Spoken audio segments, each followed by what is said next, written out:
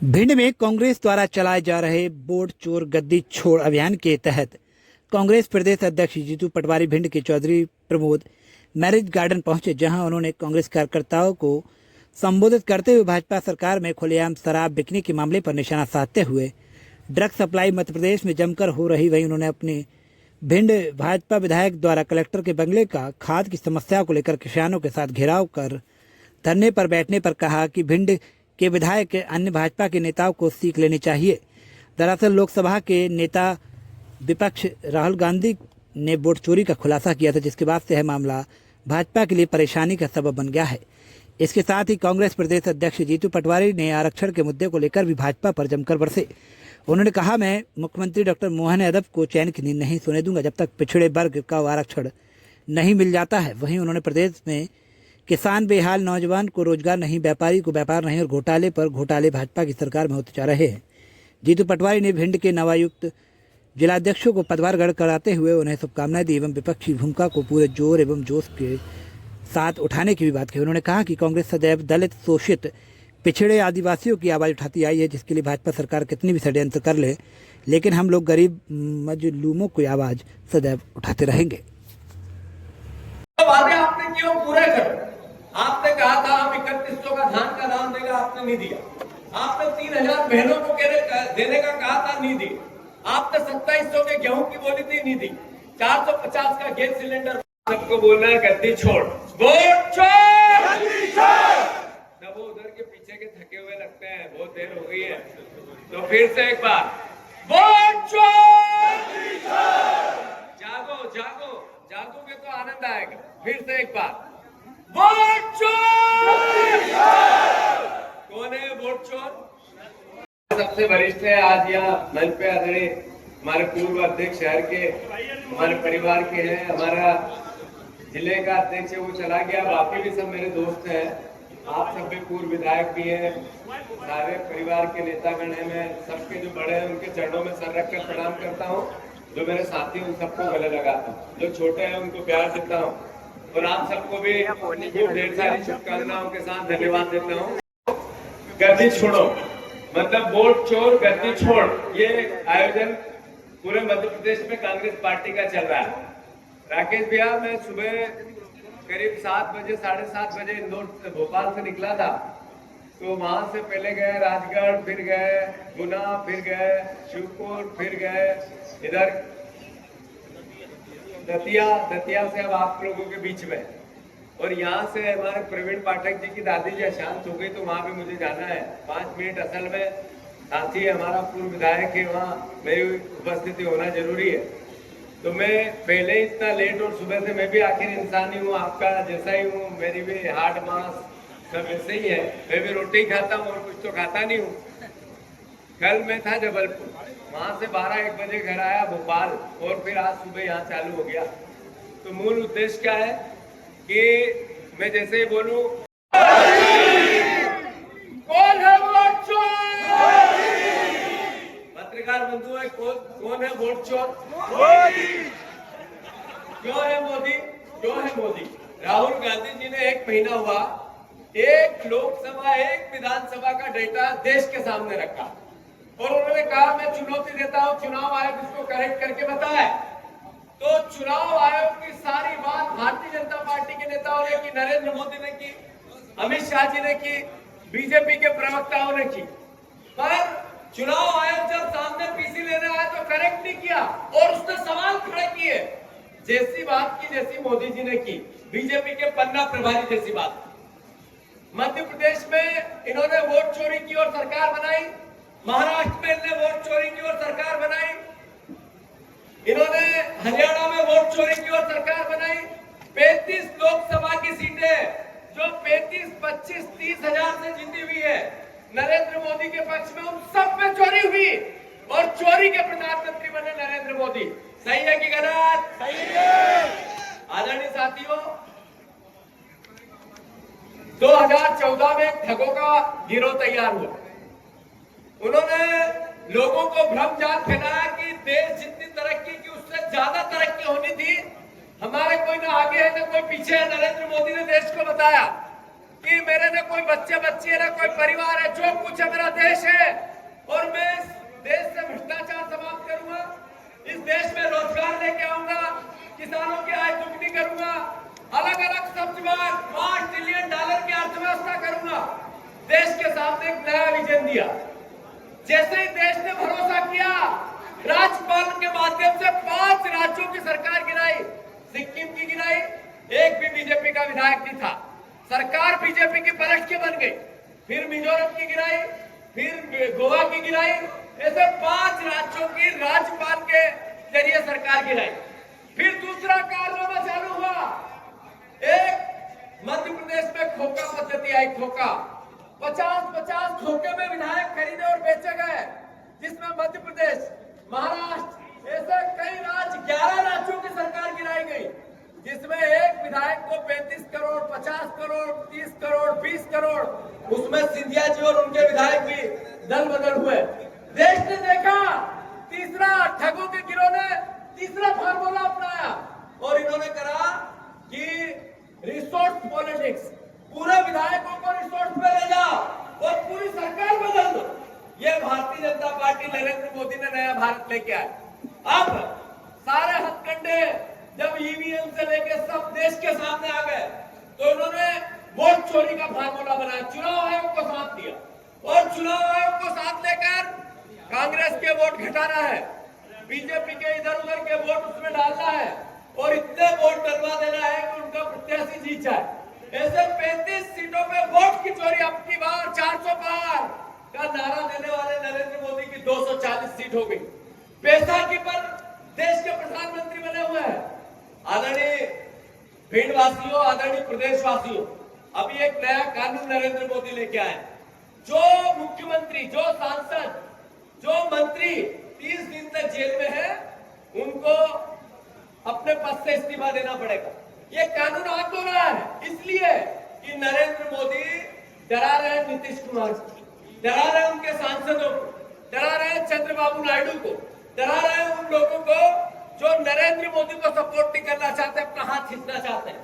तो ये वोट चोरों की सरकार है। हम इसलिए राहुल गांधी जी बिहार में पिछले 15 दिन से पद यात्रा कर रहे हैं। कौन सी यात्रा?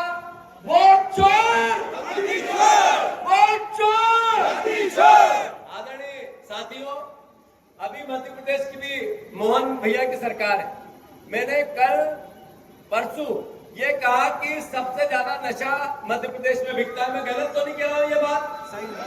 मैंने कहा गली गली अवैध शराब बिकती है, मैंने गलत तो नहीं कही ये बात? अरे बोल के बताओ, गलत तो नहीं कही? सारा ड्रग्स से लेके अलग अलग तरह का सूखा नशा हर शहर में, ग्वालियर हो, इंदौर हो, जबलपुर हो, पूरे मध्य प्रदेश में, भोपाल हो। पत्रकार बंधुओं, बिकता है नहीं बिकता बताओ आप जरा। अगर ये बात मैं करता हूं तो मोहन यादव को बुरी लगती। उन्होंने आज एक बयान दिया, राकेश भैया, उन्होंने कहा कि जब जीतू पटवारी ये कहता है कि मध्य प्रदेश में सबसे ज्यादा नशा बिकता है, तो शायद उनको रात की उनको ज्यादा चढ़ गई होगी, तो सुबह उतरी नहीं होगी, इसलिए वो ऐसा कह रहे हैं। मोहन भैया, आप हमारे मुख्यमंत्री हो, विरोध के हो पर मुख्यमंत्री हो। हमारा दायित्व है कि हम आपको चुनौतियों से, परेशानियों से, मध्य प्रदेश की समस्याओं से अवगत कराएं। ये विपक्ष का दायित्व होता है। एक मर्यादित पॉलिटिक्स होती है, राजनीति होती है, सभ्यता की राजनीति होती है, संस्कार की राजनीति होती है, जिसमें सत्ता पक्ष का अपना काम होता है, विपक्ष का अपना काम होता है। हम आपके दुश्मन नहीं है, हम आपके विरोधी है वैचारिक रूप से। कोई छुटभैया नेता भी नहीं बोलता है। मोहन भैया, मैं आपका बहुत सम्मान करता हूँ। मेरे या मेरे परिवार में कोई नशे का कारोबार नहीं करता, कोई शराब की दुकान नहीं लेता। मेरी पूरी जिंदगी में मैंने एक भी कोई व्यसन, पान खाने का भी व्यसन मैंने नहीं किया है। मैं आग्रह करता हूं, अगर मुझे गाली देके भी आप मध्य प्रदेश की व्यवस्था सुधार सकते हो तो सुधारो। आपको गाली देने से अगर आपका सम्मान बढ़ता हो, मुझे गाली देने से आपका सम्मान बढ़ता हो मोहन भैया, तो आप इस बात को और ताकत से कहो। पर मैं आपसे आग्रह करता हूं मोहन बाबू, प्रदेश नशे के गिरफ्त में है, हमारे युवा युवती प्रदेश नशे की गिरफ्त में है। हाथ जोड़ के निवेदन है, ये बात हम सकारात्मक कह रहे हैं। हमारा और आपका दोनों का दायित्व है कि नशे से मुक्ति हो। एक बाप जिसका जवान बेटा नशा करके घर में जाता है, खून के आंसू पीता है वो बाप। एक बहन हमारी बहन, उसका पति अगर नशा करके घर जाता है, उस बहन पे क्या बीतती है देखो जरा, उसके बच्चों पे क्या बीतती है। मोहन भैया, आपने मुझे कहा कि मैंने सुबह की रात की डाल ली होगी और सुबह नहीं उतरी होगी, तो मैं ये बयान देता हूं। मैं आपको चुनौती नहीं दूंगा, पर आपसे आग्रह कर दूंगा, आप आपका डॉक्टर लाओ, आपका और मेरा का दोनों का हम टेस्ट करवाते हैं। आप नशा करते हो कि मैं करता हूं, आपका डॉक्टर तय कर देगा सही है कि गलत। तो आप अगर इस तरह की बात कहेंगे, एक हमारे प्रदेश का मुख्यमंत्री इतनी छोटी और ओछी बात कहेगा, तो प्रदेश का सम्मान बचेगा कैसे। आदरणीय साथियों, मैं अनुरोध करना चाहता हूं, मोहन भैया एक विधायक यही जहां मैं भाषण दे रहा हूं मुरैना के, अपने भिंड के, उन्होंने कलेक्टर का गिरेवा पकड़ लिया। क्यों पकड़ लिया? कि खाद नहीं है, यूरिया नहीं है। आपका खुद का विधायक कहता है कि आप अपरिपक्व मुख्यमंत्री हो, आप अच्छा शासन नहीं चला रहे। आपके मंत्रियों ने, कैलाश विजयवर्गीय ने कहा कि ड्रग्स बिकता है। आपके विश्वास सारंग के साथ ड्रग्स माफियाओं के फोटो आए, आपके एक मंत्री प्रहलाद पटेल के साथ ड्रग्स माफियाओं के फोटो आए, वित्त मंत्री देवड़ा के साथ ड्रग्स माफियाओं के फोटो आए। और आज राकेश भैया, मैं इस इतने बड़े मन से ऐसी भाषा नहीं बोल सकता, पर आपने वो धाकड़ कांड सुना था मंदसौर में, हाईवे पे देखा था बीजेपी के नेता का, उससे बड़ा कांड आज मंदसौर के बीजेपी के नेता ने फिर कर दिया। थोड़े दिन में आपको वीडियो और फोटो मिलेंगे सोशल मीडिया पे। ये संस्कार है आपके, ऐसी भाषा बोलते हो आप। अरे ये कुशवाहा जी जो विधायक है, क्या गलती है उसकी? ये गलती है कि वो यूरिया के लिए लड़ रहा है, ये गलती है कि उसने करप्शन, जो कलेक्टर है उसका करप्शन पकड़ लिया है, या तो कुशवाहा गुंडागिर्दी कर रहा है या कलेक्टर भ्रष्टाचारी है। दोनों के दोषी तो भारतीय जनता पार्टी है, सही है कि गलत? अगर कुशवाहा सही बात कर रहा है, ये कलेक्टर भ्रष्टाचारी है, और अगर कलेक्टर सही है तो फिर कुशवाहा जी गुंडागिर्दी कर रहा है, सही है कि गलत? ये बीजेपी का राज है मोहन भैया, इसको तो आपको सुधारना पड़ेगा। मैं अनुरोध करता हूं, आपको गिरफ्त में आ गए माफियाओं, इस सरकार को शराब माफिया ने घेर लिया, नशा माफिया ने घेर लिया, रेत माफिया ने घेर लिया, खनिज माफिया ने घेर लिया, शिक्षा माफिया ने घेर लिया। पर वल्लभ भवन के 5वीं मंजिल पर अब अधिकारी नहीं बैठते, माफियाओं के सरगना बैठते हैं। अधिकारी माफिया भी एक बन गया है, जो इन माफिया राज को मोहन यादव के इर्द गिर्द घुमा रहा है। आदरणीय मोहन भैया, मेरे को गाली देना, मेरे पे अपशब्द कहना, अगर आपको आनंद आता है और आपका पद की गरिमा बढ़ती है तो मैं आपको धन्यवाद देता हूं, पर मैं आपका सम्मान करता हूं। ओबीसी का आरक्षण जो था 27% का, वो आज 6 साल से रुका क्यों है? आपने 100 करोड़ रुपए वकीलों को दिए इसलिए कि ओबीसी समाज को आरक्षण नहीं मिले। और ये सवाल मुझे उठाना चाहिए कि नहीं उठाना चाहिए? अरे उठाना चाहिए कि नहीं उठाना चाहिए? मैंने जब ये बात करी कल कि 27% पैकेज भैया आरक्षण के लिए भारतीय जनता पार्टी की सरकार ने एक एफिडेविट दिया कोर्ट में, सुप्रीम कोर्ट में, कि ये कानून रद्द करना चाहिए 8 अगस्त को। अभी जब मैंने ये कल एविडेंस प्रेस के सामने रखे तो मेरे पे आरोप लगाया कि ये बहनों के लिए अपशब्द कहते हैं। अरे मेरी 2 बेटियां हैं, उसकी मेरी बेटी की भी एक बेटी है, मेरे परिवार की जितनी मध्य प्रदेश की बेटियां हैं, बहुएं हैं, बहनें हैं, मेरी बेटियों से ज्यादा सम्मानित है मेरे लिए। उनके चरणों में सर रखकर रोज प्रणाम करता हूं मोहन भैया, पर उनकी आवाज 3000 की मैं नहीं उठाऊं तो कौन उठाए? मैं 3000 का वादा आपने किया, 1200 रुपए देते हो, 1800 रुपए की चोरी करते हो, और फिर मैं पूछूं नहीं आपसे कि मोहन भैया चोरी क्यों कर रहे हो आप?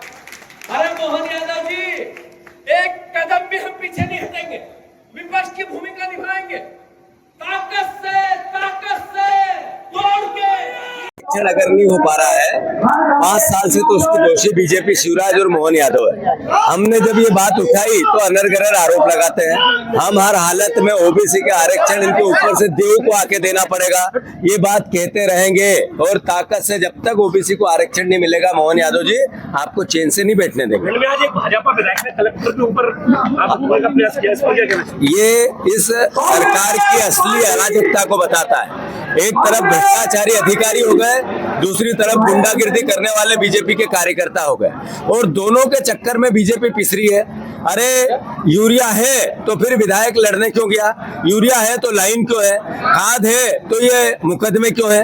ये विधायक और कलेक्टर का झगड़ा इस सरकार के असली चेहरे को बताता है कि ये चोरों का एक गिरोह है और ये प्रदेश को लूटने में लगा है। धन्यवाद। जीतू जी, आप प्रदेश में इस वीडियो को लाइक करें, हमारे चैनल को सब्सक्राइब करें, बेल आइकन जरूर प्रेस करें हमारी न्यू वीडियो सबसे पहले देखने के लिए। सब्सक्राइब करने के बाद ना घंटी बजा देना, ताकि जब भी मैं कोई न्यू वीडियो अपलोड करूं तो तुम्हारे फोन की घंटी भी बजे।